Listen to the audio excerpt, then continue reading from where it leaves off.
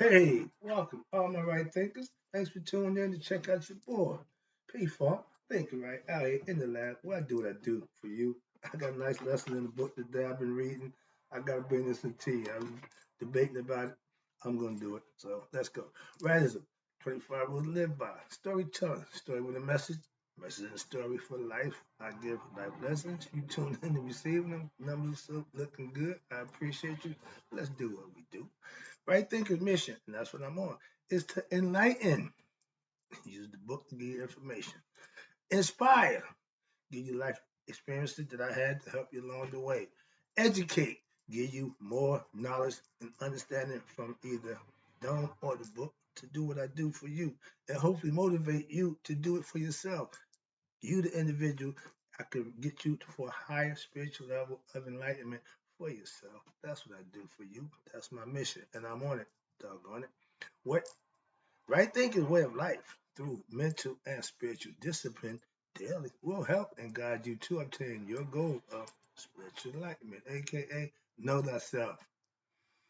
That's my mission. That all right thinkers do just that. Know thyself. My agenda is to get you. My mission is to get all right thinkers to know thyself. Ain't nothing hidden. Ain't no other agenda. I ain't prophesizing. I'm not false prophesying. I'm just giving you information that you can use to better yourself. Let's go. Knowing thyself. End goal for all right thinkers. Do you know you? If not, tune in. I can help you with that. That's what I do for you. Let's go. A person who knows not. Knows not that they know not. Foolish. Disregard them. A person who knows not and knows that they know not is simple. You can teach them. They want to listen and learn. That's why I do what I do for you. I appreciate you too. Stay tuned. I got you. A person who knows not, but believe that they know is dangerous. Avoid them. I do. A person who knows but knows not that they know is asleep spiritually. I'm a spiritual alarm clock here to wake you up with knowledge of self. A person who knows and knows that they know is wise. Follow them. All these persons, they reside in you. Right? Thinkers know that self. And to my app, be true. I'm going to take a page or a few pages out of the book, but there's some information that I think is important. Here we go. Back to my book. The title is The Primeval Ocean. You hear me talk about the Nun in the Christian concept, and I'm going to run down a list of religious perspective and concepts again to show you I study religious concepts. All of them. I'm going to write. Okay, so I'm breaking down each one. Go by. Hope you can learn something because we all have concepts and perspectives, aka theologies and philosophies about how the right way to live or how to get to God or serve God. So no different. This lesson is about the primeval ocean, aka the new. Egyptian mythology is full with what stories of gods and goddesses, but but all of them are related in a harmonious manner, which when understood correctly, and I'm trying to get my right thing to do that, understand it correctly, and it will help to what? Unlock the mysteries of the human heart. That's where God dwells conceptually, and you need to go inside there and find out for yourself. That's realistically, and your life will change philosophically, mentally, you need to understand God. Don't believe in God. It's the way that you can know God for yourself. We've been doing it for a long time. I'm just trying to bring you up to speed on it. That's what I teach. That's the concept I follow. No disrespect for no other religion or religious concepts. I just understand differently. Let's go. So I'm trying to break it down so you can understand. Stop calling me things or accusing me of doing things I'm not doing. I take that personal. Okay. Now, in the Egyptian mythology, everything begins with what? The existence of what? The new. The primeval ocean. That's where it starts. Bible thumpers, the abyss. Think simple. And if you understand, the earth is 3/4 water, liquid, fluid. We are the inventors of what? The boat. Why? To get through the water, navigate to get other places. The land mass ain't but so big, but it's a whole lot of ocean. So understand that. So that was the concept. We used the boat in the ocean as a philosophical point of view to make points. Now, the creation story, here we go, right now. The creation story of what? The Bible. I got the Kabbalah, the Jewish mysticism story, and I got the Upanishads, the Indian mysticism story, and all of them are what remarkably similar in what the notion of the original primeval formlessness, and in the subsequent names and forms, differentiation and objectification of matter, which arose later. Everybody has a story. Creation, beginning, and when none of us did. So it's all theological. It's all conceptualized. It's all philosophical. So just understand that. And I told my young guy this morning, pick one. It's a bunch of them. Pick one, live with it, but be prepared for the consequences of the one that you pick, because they all come with consequences. Watch this. Let's start with the Egyptian, ancient Egyptian. It's called the Shabaka inscription. This one's in the Memphite they used Ptah. They said Ptah conceived in his heart what? Reasoning and consciousness, thoughts, ideas in his head, all that would what? Exist and at his what? Utterance. You hear me use the word Heka. Hekau. That means words of power, speaking something into existence. That's what they called it. We do it now. We say the same. It's the same concept, just called it something different. But they use the words of power to make what manifest. Created the Nun, the primeval orders, which was unformed matter, pure energy. It's there. Energy can't be destroyed. Okay, that be created. It's there. So you have to work with it. That's what spirit, the consciousness did. Watch. Then, watch this. By not having a place to sit, Tug causes the Nun to emerge from the primeval waters as the primeval hill, so that what? He may have a place to sit. It's the pyramid. The first hill was the pyramid. And if you talking about being uncomfortable, sit on the point or something. It's very uncomfortable sitting on the point. So you ain't want to sit there, but that was his first seat. Now they say that the primeval changed from the waters. They did not have a place to sit. So Ptah causes the Nun to emerge from the primeval waters as what? Primeval hill. So that he may what? Have a place to sit. Now you got atom. Remember atoms? That's the molecule that they know now, but they call it atom, ATM. No U, but they put the U in it. And then what? Emerges and sits upon Ptah. This came out of the waters. This came out of the waters. What?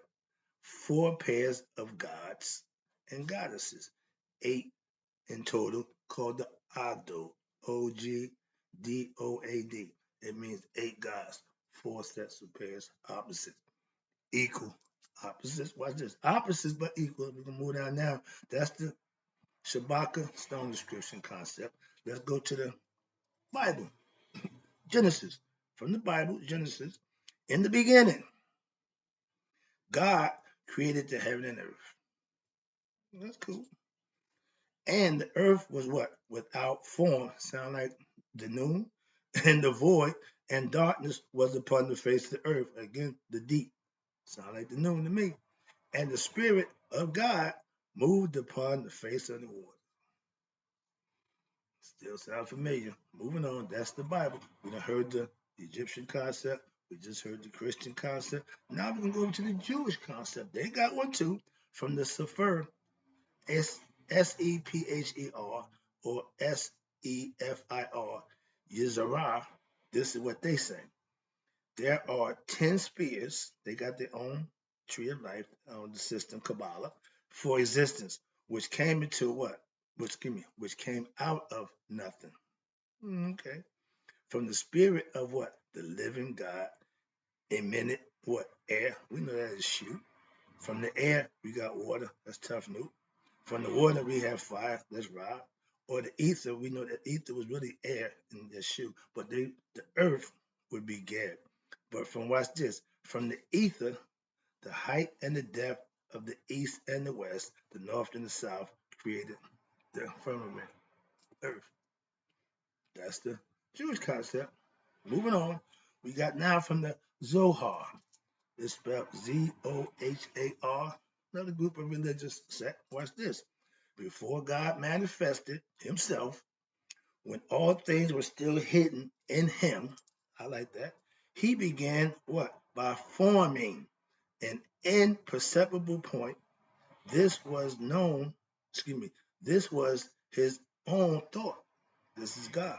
With that thought, he then began to what? Construct a mysterious and holy form, aka the universe. That's the Zohar's concept. Next one you got from the laws of Manu, Manu, and that's from Indian. Manu is what? A sage creator god of Indian, the Hindu Vedic tradition, who what? Recounts the process of creation wherein the self existent spirit God felt desire. When the president himself, but he by himself. So how you gonna do that? That's the way the Egyptians said. These is the Indians. This is their concept. Okay, everybody know God by himself. So how you gonna create? But felt desire that he wished him to what? Create all things from what? His own body. He's telling you right there. The world is in God. God is in the world. God created the primeval waters. So did Ptah, according to the Egyptians' concept. This is the Indians. The primeval waters, they called it Nara, Nara, and threw a seed into it. They said through, okay, same thing. The Egyptians got a yearly annual where the Pharaoh had to ejaculate in the Nile River. So everybody got traditions and concepts that we may think is crazy, but that's what they did. That's what they believe. Understand that. Everybody got their own way. Here you go. Now, the Indians said that God threw a seed into the water. From that seed came the golden cosmic egg. Sound like Gab to me. The great cackler, he wears the goose on his head because they said he was the golden egg that was laid. So, watch this. Now you got the self, existing spirit, Narania, okay? It developed into who? Brahma or Persia. And after a year of meditating, divided into what? Two parts, male and female, aka duality. But yeah. Now, when you look and think of your body, you don't differentiate between what? The left leg and the right leg, the lips and the face, or the fingers and the arms. Now, in a mysterious way, you consider all the parts as what? As a whole and call it me. If I didn't have an arm, I'd still be me. Now, in the same way, in that state of enlightenment, the entire universe is understood, excuse me, as what? Me. Excuse me. Excuse me. Yeah. So the entire universe is understood as what? Me. When you be your consciousness is essentially pure until what? Dissociation with who? There we go, the ego self. Your pure self, essence of God, knows everything. But once your ego self comes into play, now there's a struggle, aka the holy war. Watch this. Now the ego develops. This multiplicity of what? Duality appears to exist. But as the following pages, we can explain the multiplicity of creation is merely what? The forms which energy takes on as it moves and interacts in different polarities, opposites working together, or the pairs of opposites working together. This takes on what? Excuse me. This concept is vibrations being what? The underlying cause of the phenomenal world existed within the Egyptian mystical text called the Kabbalah. Kybalion. Now, it teaches what? The teachings of the Kabbalah will be discussed in the commentary in verse 45 of the hymns to Amen. Let's talk about that. This is from the Kabbalah. Polarity is the principle that runs through the whole or creation and is in fact what? The basis of manifestation. Polarity really means what? The following of flowing of force from what? A sphere or high pressure to a sphere or a low pressure. High and low being always what? Relative terms. Every sphere of energy, those are Kundalini spheres, they triangles in the sphere. They call it energy in the sphere. So it moves like that. Everything is moving, vibration. Okay, that's what they mean by spheres. I understand that. So what you do when I say sphere, you know what it means. Every sphere, watch this, of energy, that's what they are, needs to receive the stimulus of a what? Influx of energy, meaning opposite. This got that high pressure, and then it have to be what? Output into a what? A spirit of low pressure. High and low work together. Ain't that how they describe the high pressure, low pressure? When the weatherman, the meteorologist, they understand. Okay, that's nature. Simple. Watch this. The source of all energy is what? The great unmanifest, aka God, and it makes its own way down the levels, changing its form from one to the other till it's finally earthed in matter. Meaning, I keep telling you, we in hell.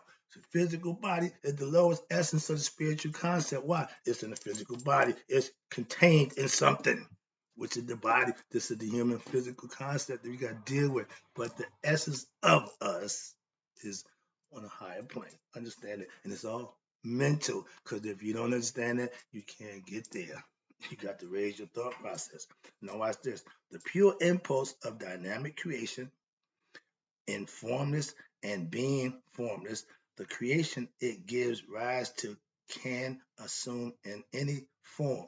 That's God's right and will and ability to do whatever, however.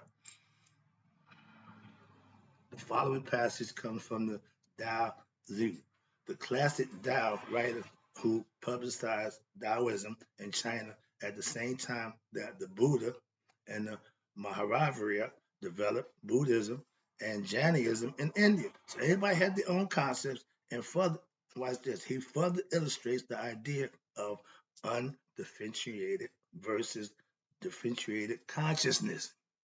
Not knowing to conscious knowing. Is the difference. You can't have one without the other. Duality always exists, no matter what. Polarities, same thing. Equal opposites. Let me wrap this up. I got another lesson coming, so I'm gonna wrap this up right now. But let's do this. And he states there was something undifferentiated and yet complete, the new, okay, which existed before what? Heaven and earth. Sounds and formless. It depends on what? Nothing. It does not change. That's what we're trying to end up. That's another lesson. That's the do-out, the never world, or the field of reeds. And watch this. It operates everywhere and is free from danger. It may be considered the mother of the universe.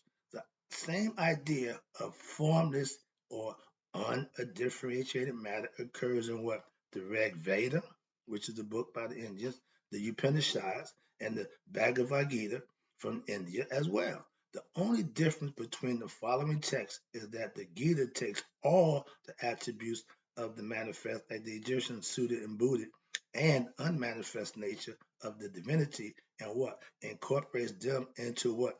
A anthropomorphic personality, aka Krishna. The Indians did the same thing. They made him blue, half man, half woman. They put everything in one.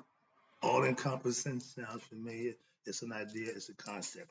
Let me read you right quick something from the Rig Veda. It says, there was neither nor existence then. There was neither the realm of space nor the sky beyond. There is no distinguishing signs of not nor or day, night nor day. Desire came upon that one in the beginning. That was the first seed of mind, the thought that God had to create. That's when it all began. Big Bang Theory, I guess. Now, from the Upanishads, they got one more to read and to wrap it up. The Upanishad says there are assuredly two forms of eternal, the formed and the formless. Makes sense? The mortal and the immortal. Again, more sense. The stationary and the moving. Again, more sense. Again, opposites. Moving, actual, and the illusory. That's what they said. The Maya, called the Maya, delusion of something. This is what the world we live in is an illusion, but We don't seem to understand that. Last one, the Bhagavad Gita, chapter 9, verse 17 states, I am the father of the universe.